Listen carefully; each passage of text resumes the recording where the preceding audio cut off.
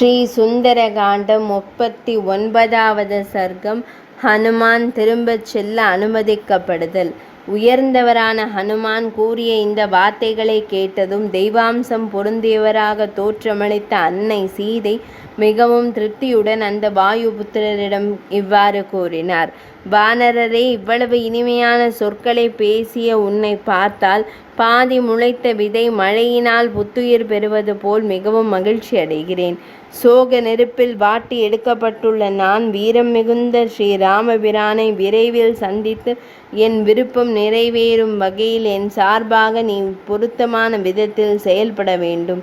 வானர சேனையின் தலைவரே, ஒரு புல்லினால் காகத்தின் கண்ணை பறித்த சம்பவத்துடன் கூட தாம் என்னை சந்தித்ததற்கு அடையாளமாக நான் இப்போது கூறப்போவதை நீயும் ஸ்ரீராமபிரானிடம் கூற வேண்டும்.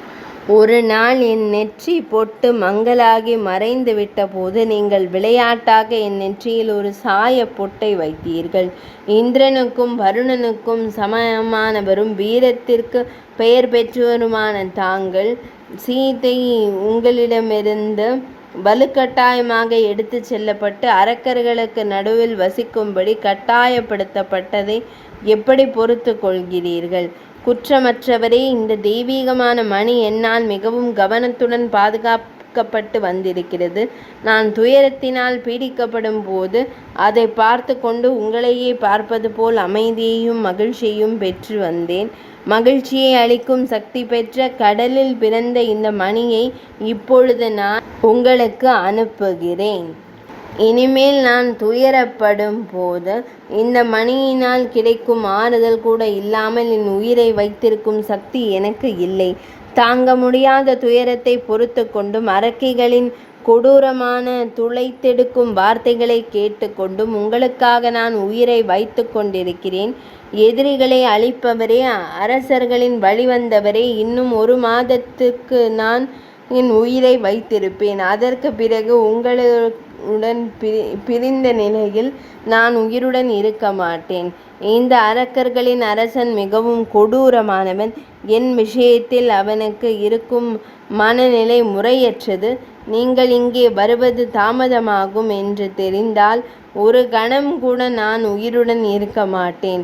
விதேக நாட்டு இளவரசியின் அழுகையுடன் கூடிய இந்த வார்த்தைகளை கேட்ட வாயு தேவரின் அற்புதமான புதல்வரான ஹனுமான் அவரிடம் மீண்டும் கூறினார்: உயர்ந்த பெண்மணியே, உங்களிடம் நான் உண்மையை கூறுகிறேன். உங்கள் துயரத்தை நினைத்து ராமர் தனது எல்லா ஈடுபாடுகளையும் விட்டுவிட்டார். ராமர் இவ்வாறு துயரத்தில் மூழ்கி இருக்கும் போது லக்ஷ்மண சுவாமியும் அதனால் பாதிக்கப்பட்டிருக்கிறார்.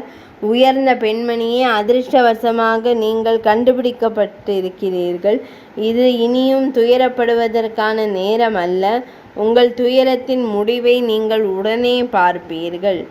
இந்த 2 குற்றமற்ற வீரமிகுந்த இளவரசர்களும் உங்களை பார்க்க வேண்டும் என்ற அவர்களுடைய பெரும் ஆவலால் இந்த இலங்கையை சாம்பலாக்கப் போகிறார்கள்.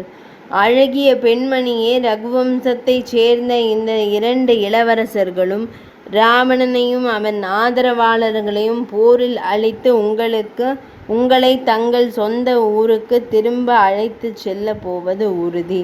குற்றமற்றவரே, ராமபிரானுக்கு அடையாளமாக விளங்கி வந்த அவருக்கு மகிழ்ச்சியை ஏற்படுத்தும் வேறு ஏதாவது பொருள் இருந்தால் தாங்கள் அதையும் என்னிடம் கொடுக்கலாம் என்று ஹனுமான் கூறினார்.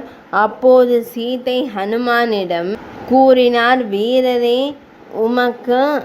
உன்னிடம் நான் கொடுத்திருக்கும் அடையாள சின்னமான என்னுடைய மணியே ராமர் மனதில் உன் வார்த்தைகளை பற்றி நம்பிக்கை ஏற்படுத்தும்.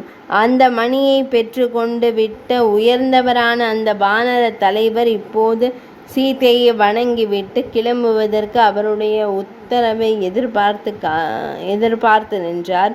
தன் உருவத்தை பெரிதாக்கி கொண்டு தாவி செல்வதற்கு தன்னை தயார்படுத்தி கொண்டிருந்த ஹனுமானிடம் மிகவும் துயரமான குரலில் சிக்கிக்கொண்ட ஜனகபுத்திரி கண்ணீர் பெருக்க தடுமாற்றத்துடன் இந்த வார்த்தைகளை கூறினார்: ஹனுமானே, சிங்கம் போன்ற சகோதரர்கள் ஸ்ரீராம லக்ஷ்மணர்களையும் சுக்ரீவனையும் அவருடைய அமைச்சர்களையும் மற்றும் அனைவரையும் நான் அன்புடன் கேட்டதாக சொல்வாய்.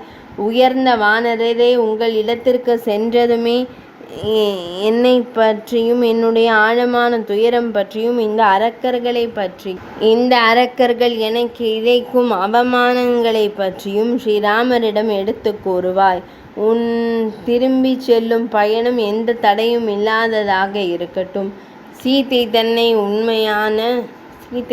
உண்மையான தூதுவராக ஏற்றுக்கொண்டது பற்றியும் தன் நோக்கம் நிறைவேறியது பற்றியும் மகிழ்ச்சி அடைந்த ஹனுமான் தான் செல்ல வேண்டிய இடத்தில் இருந்தார். ஆயினும் தான் இவையே இன்னும் செய்ய வேண்டிய செயல்கள் இருப்பதாக அவர் நினைத்தார். 39வது சர்க்கம் நிறைவடைந்தது.